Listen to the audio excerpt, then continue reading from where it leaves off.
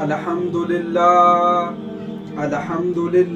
نحمدہ ونصلی علی رسولہ الکریم اما بعد فاعوذ باللہ من الشیطان الرجیم بسم اللہ الرحمن الرحیم۔ اللہ تعالیٰ سے دعا ہے اللہ تعالیٰ صحیح طریقے سے بات کہنے کی، سننے کی، سمجھنے کی، پھر اس پہ ہم سب کو عمل کی توفیق عطا فرمائے۔ نکاح آسان تھا، ہم نے مشکل بنا دیا۔ نکاح اتنا آسان ہے کہ بس ایجاب و قبول اور مہر مقرر ہو گیا، پھر مختصر سا ولیمہ ہو گیا، اور ولیمہ بھی حکمن سنت ہے، فرض نہیں ہے۔ بعض جگہوں پر دیکھا جاتا ہے کہ 10 دن پہلے ہی مہمانوں کی دعوتیں شروع ہو جاتی ہیں۔ اتنے مہنگے نکاح جو کیسے جا رہے ہیں، جو کیے جا رہے ہیں، ان سے معاشرہ کتنا برباد ہوتا ہے۔ ذرا ٹھنڈے دماغ سے سوچنے کی ضرورت ہے کہ درمیانی درجے کے مڈل کلاس کے لوگ یا غریب طبقہ کتنا پریشان ہوگا۔ ان لوگوں کو اگر اپنی اولاد کا نکاح کروانا ہو تو کتنی پریشانی ہوگی۔ اس فضول خرچی کی وجہ سے ایک بہت بڑی مصیبت کھڑی ہو گئی ہے کہ مڈل کلاس فیملی اور غریب طبقے کے لوگ یہ سوچنے پر مجبور ہو جاتے ہیں کہ لوگ کیا کہیں گے، لوگ کیا کہیں گے۔ سوچیں گے معاشرے میں فضول خرچی کے ساتھ مہنگے نکاح ہو رہے ہیں، قیمتی دہیز و تحفے اور عطیات دیے جا رہے ہیں، قیمتی سے قیمتی دسترخوان تیار کیے جا رہے ہیں۔ اگر ہم یہ سب نہیں کریں گے تو ہمیں لوگ کیا کہیں گے؟ یہ معاشرے کا فساد ہے جو نکاح میں بالکل غیر ضروری اخراجات اور فضول خرچی سے پیدا ہوا ہے۔ خوشحال حضرات ذرا ٹھنڈے دماغ سے سوچیں کہ جس غریب باپ کے گھر میں 5-6 بیٹیاں ہوں، وہ اپنی کتنی بچیوں کے لیے اتنے قیمتی دہیز کا انتظام کیسے کر پائے گا؟ یہ غیر ضروری خرافات اس غریب باپ کو اور اس کی بیٹیوں کو خون کے آنسو رلائیں گے۔ دہیز کی قباحت و نعمت، دہیز کی لعنت غیروں کو دیکھ کر مسلمانوں میں بھی داخل ہو گئی۔ اب مسلمان بھی وہ تمام خرافات اپنی شادیوں میں کر رہے ہیں جو غیر مسلم کرتے ہیں۔ ان کے لیے تو شادی ایک قسم کی عیاشی ہے، موج مستی ہے، لذت اور ناچ گانا ہے، جبکہ اسلام میں تو شادی کو عبادت قرار دیا ہے۔ نکاح عبادت ہونے کی دلیل ہے۔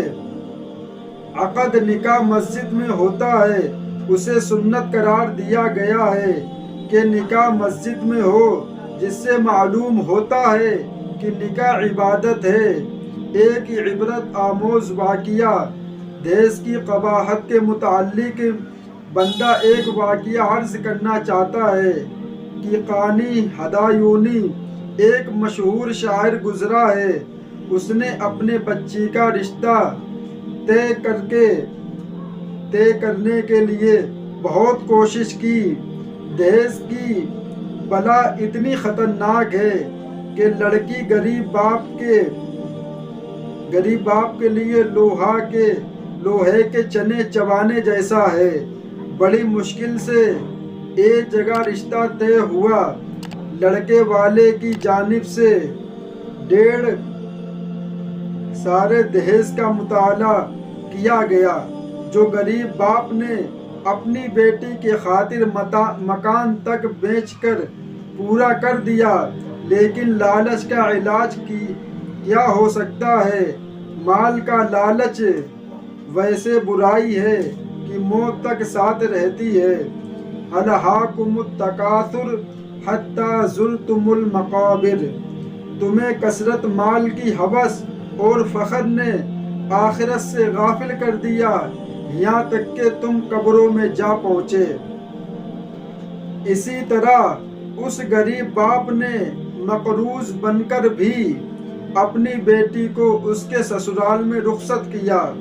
لڑکی جب سسرال پہنچی تو اب وہاں رشتہ داروں نے اسے تنگ کرنا شروع کر دیا کہ تیرے باپ نے یہ چیز نہیں دی، فلاں چیز نہیں دی۔ ایک وقت تک لڑکی ان کا ظلم برداشت کرتی رہی تاکہ گھر اجڑ نہ جائے، لیکن جب سسرال والوں کا ظلم اور زیادتی حد سے بڑھ گئی تو اس لڑکی نے ناخواستہ اپنے باپ کو کہلا بھیجا کہ اب میں ان کا ظلم برداشت نہیں کر پا رہی ہوں، آپ مجھے واپس بلا لیجئے۔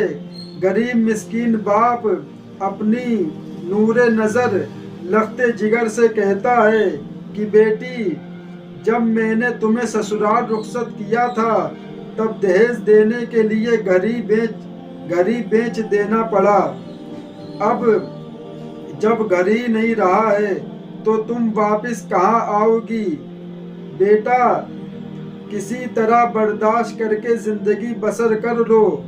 لڑکی اپنی تنقید سے رضامند ہو کر سسرال میں ہی رہی، لیکن مال کے لالچ نے ایک دن اس لڑکی کو مار دیا۔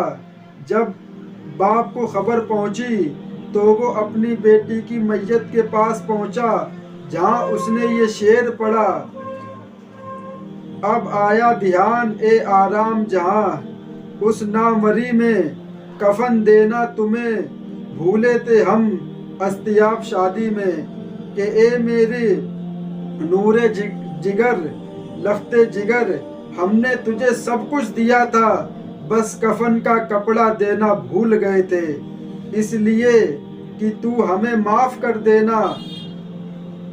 حلال سستا ہوگا تو حرام مہنگا ہوگا۔ بڑے افسوس کے ساتھ کہنا پڑتا ہے کہ یہی امت مسلمہ کے حالات ہیں کہ حضرت جی رحمۃ اللہ علیہ کا ملزوم اس موقع پر خوب یاد رکھنا چاہیے کہ دنیا میں زنا اس لیے سستا ہو گیا ہے کہ ہم نے نکاح مہنگا کر دیا۔ نکاح سستا کرو، زنا خود بخود مہنگا ہو جائے گا۔ حلال سستا کرو، حرام خود بخود مہنگا ہو جائے گا۔ ہم نے حلال کو اتنا مہنگا کر دیا کہ لوگ حرام کی طرف منہ مار رہے ہیں، پھر انسان اور جانوروں میں کیا فرق رہا؟ اسی لیے شادی ہونی چاہیے۔ نبی پاک صلی اللہ علیہ وسلم نے ارشاد فرمایا، سب سے زیادہ بابرکت نکاح وہ ہے جس میں خرچہ کم سے کم ہو۔ میرے بھائی، ہم مسلمانوں کو چاہیے کہ یہ دہیز کی جو لعنت ہے، یہ جو دہیز کی نحوست ہے، اس کو ہم کو کیسے ختم کرنا چاہیے۔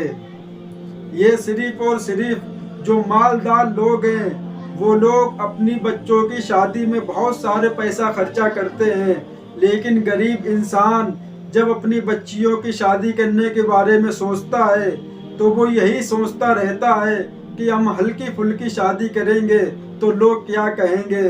میرے بھائی، آپ کسی کی بھی نہ سنو، آپ صرف اور صرف اپنے دماغ کی بات سنو۔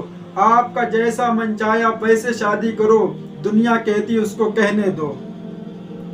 میرے بھائی، جو لوگ یہ کام کرتے ہیں بہت غلط کام ہے، میرے بھائی بہت غلط کام ہے۔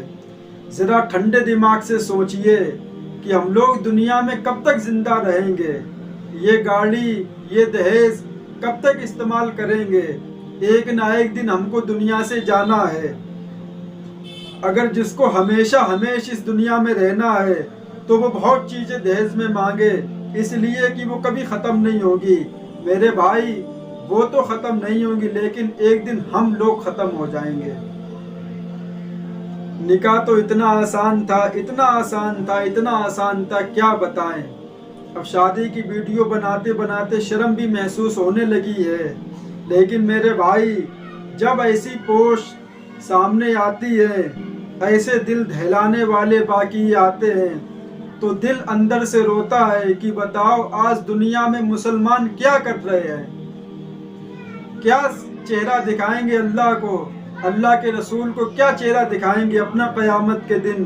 میرے بھائی، آج بھی موقع ہے کہ اپنے آپ کو سدھار لیجئے، اور یہ دہیز کی جو نحوست ہے، ہم لوگ سب لوگ ایک ساتھ ہو کے اس کو ختم کریں، اس لعنت کو، اس نحوسیت کو، اس بیماری کو ختم کریں۔